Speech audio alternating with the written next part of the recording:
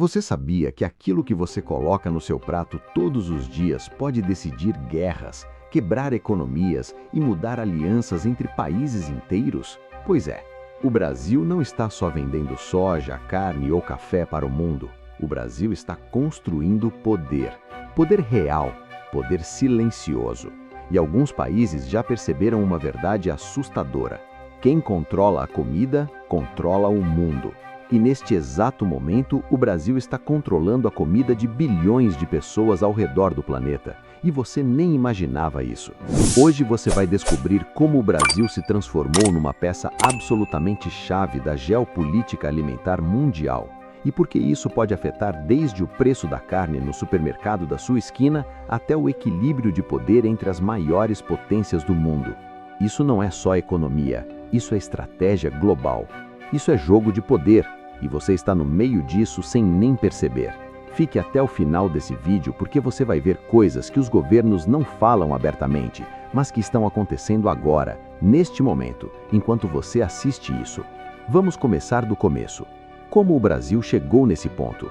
Nos anos 1970, o Brasil era visto como um país agrícola atrasado.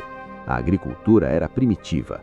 A produtividade era baixa. O país importava comida de outros lugares porque não conseguia produzir o suficiente nem para alimentar a própria população. Mas aí aconteceu algo que mudou tudo. O governo brasileiro criou a Embrapa, a Empresa Brasileira de Pesquisa Agropecuária. E essa instituição fez algo extraordinário. Transformou o Cerrado brasileiro, que era considerado terra improdutiva, em uma das regiões agrícolas mais férteis do planeta inteiro. Como? Ciência, muita ciência. Eles desenvolveram sementes adaptadas ao clima tropical, criaram técnicas de correção de solo, inventaram formas de plantar em lugares onde todo mundo dizia que era impossível plantar. E funcionou. Funcionou tão bem que o Brasil passou de importador de comida para um dos maiores exportadores de alimentos do mundo em menos de 30 anos. Hoje, o Brasil é o maior exportador mundial de soja, café, suco de laranja, açúcar e carne bovina. Maior exportador, número 1. Ninguém produz mais que o Brasil nessas categorias. Mas aqui vai o detalhe que pouca gente percebe. Essa transformação não foi só sobre agricultura, foi sobre estratégia geopolítica. Deixa eu te dar alguns números para você entender a escala do que estamos falando. O Brasil exporta mais de 140 milhões de toneladas de soja por ano. 140 milhões. Isso é mais ou menos o peso de 1.000 navios porta-aviões. Só de soja. O Brasil exporta mais de 2 milhões de toneladas de carne bovina por ano. Essa carne vai para mais de 150 países diferentes. Tem carne brasileira sendo consumida em praticamente todos os continentes neste exato momento. O Brasil produz quase 40% do café consumido no mundo inteiro. Se você tomou café hoje de manhã, existe uma grande chance de que aquele café veio do Brasil. E aqui está o ponto crucial.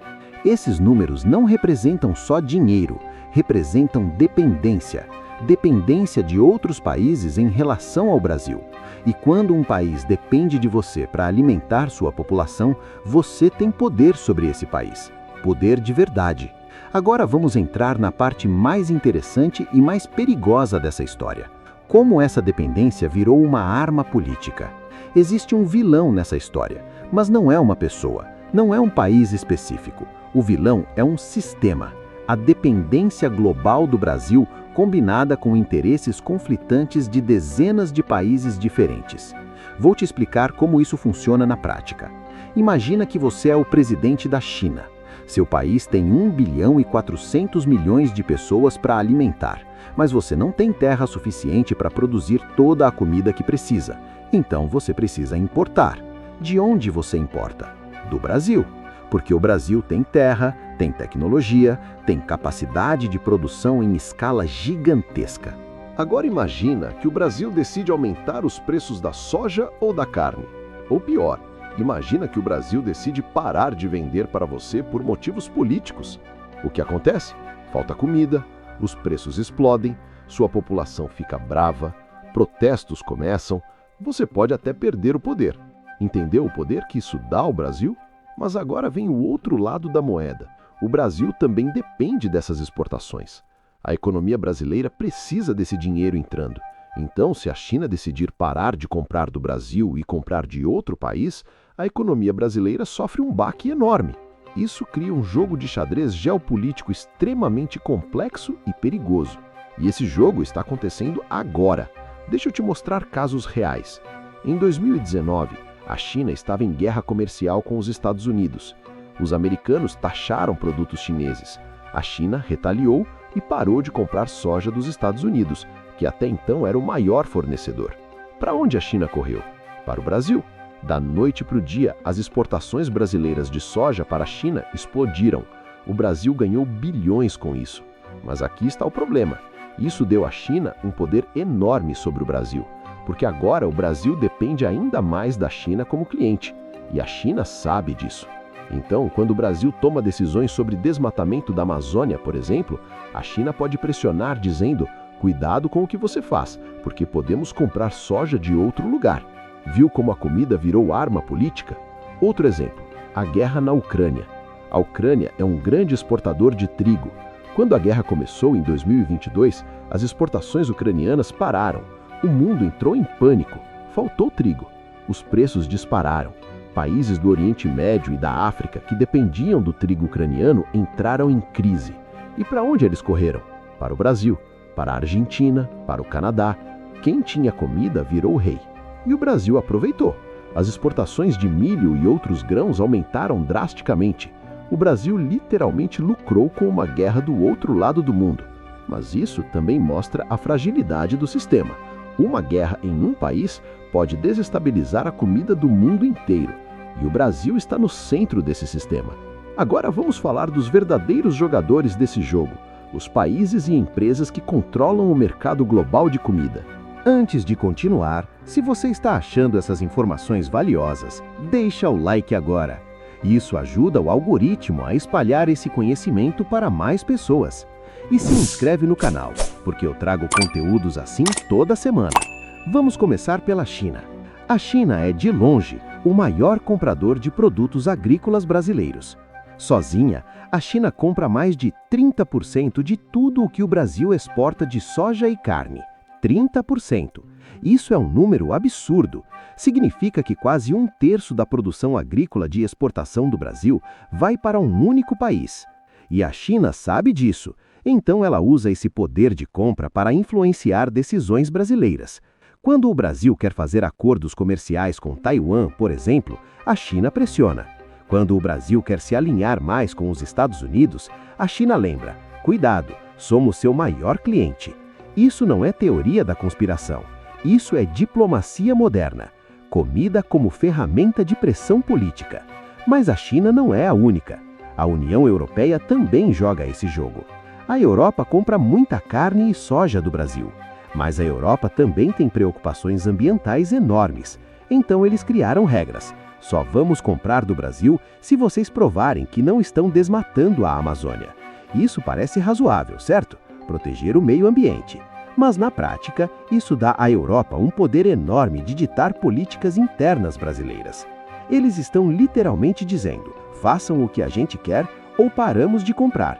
E como o Brasil depende dessas exportações, o país precisa negociar, precisa ceder em algumas coisas, precisa jogar o jogo. Agora vamos falar de algo que pouca gente percebe.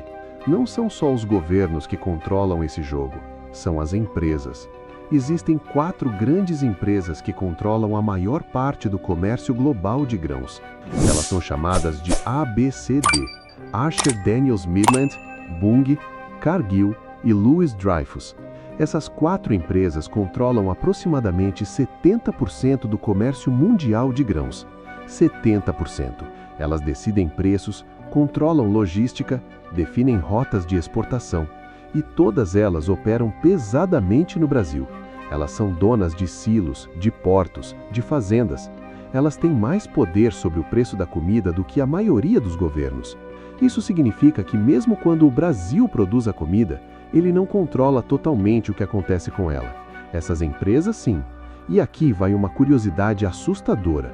Em momentos de crise alimentar global, essas empresas lucram bilhões. porque quanto mais escassa a comida, mais caro fica. E elas controlam o estoque.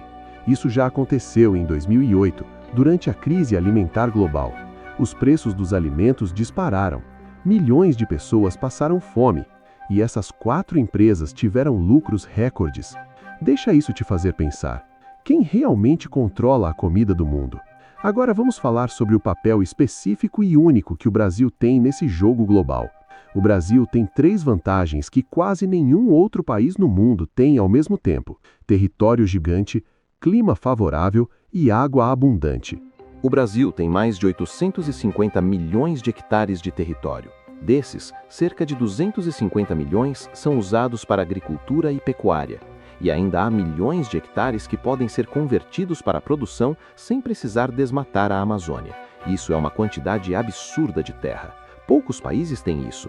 China não tem, Europa não tem, Estados Unidos tem, mas já usa quase tudo. Segundo, clima. O Brasil tem clima tropical e subtropical que permite até 3 safras por ano em algumas regiões. Enquanto no hemisfério norte os agricultores conseguem plantar uma vez por ano por causa do inverno, no Brasil você planta, colhe, planta de novo, colhe de novo, planta de novo. Isso triplica a produtividade. Terceiro, água. O Brasil tem a maior reserva de água doce do mundo. 12% de toda a água doce disponível no planeta está no Brasil. E a agricultura precisa de água, muita água. Países como a Arábia Saudita e Israel, até partes dos Estados Unidos, sofrem com falta de água. O Brasil tem água sobrando. Essas 3 vantagens juntas fazem do Brasil um superpoder alimentar. E isso dá ao país uma posição estratégica única no mundo. Mas com grande poder vem grande responsabilidade e também grande risco. Porque quanto mais importante o Brasil se torna para a alimentação global, mais pressão externa ao país recebe. Pressão política, pressão ambiental, pressão econômica. Deixa eu te dar um exemplo concreto de como decisões brasileiras impactam o mundo inteiro. Em 2021, o Brasil teve uma seca forte no sul do país. A produção de soja caiu. Só isso, só uma seca em uma região do Brasil foi suficiente para aumentar o preço global da soja em quase 20%. 20% no mundo inteiro, por causa de uma seca em um pedaço do Brasil. Isso mostra o poder e a responsabilidade que o Brasil carrega. E os cenários futuros são ainda mais intensos. Especialistas dizem que até 2050, a população mundial vai chegar a quase 10 bilhões de pessoas. 10 bilhões de bocas para alimentar. A demanda por comida vai aumentar em pelo menos 50%. E muitos países simplesmente não têm como produzir mais. China não tem terra. Índia está no limite. Europa também. Então, para onde o mundo vai olhar? Para o Brasil. E também para a África, que ainda tem muito potencial agrícola não explorado. Isso significa que o poder geopolítico do Brasil só vai aumentar nas próximas décadas. A comida vai se tornar ainda mais valiosa que petróleo. E quem controla a comida vai literalmente controlar o destino de bilhões de pessoas. Mas tem um problema sério que pode estragar tudo. Infraestrutura. O Brasil produz comida como nenhum outro país, mas tem dificuldade enorme para escoar essa produção. As estradas são ruins, os portos são congestionados, as ferrovias são poucas. Isso encarece o produto brasileiro, porque não adianta produzir barato se custa caro para transportar até o navio. Países como Estados Unidos e Argentina têm logística muito melhor. Então, mesmo produzindo menos, às vezes conseguem competir em preço por causa da eficiência no transporte. Se o Brasil resolver esse problema de infraestrutura, o país se torna praticamente imbatível no mercado global de alimentos. E isso não é exagero, é matemática pura.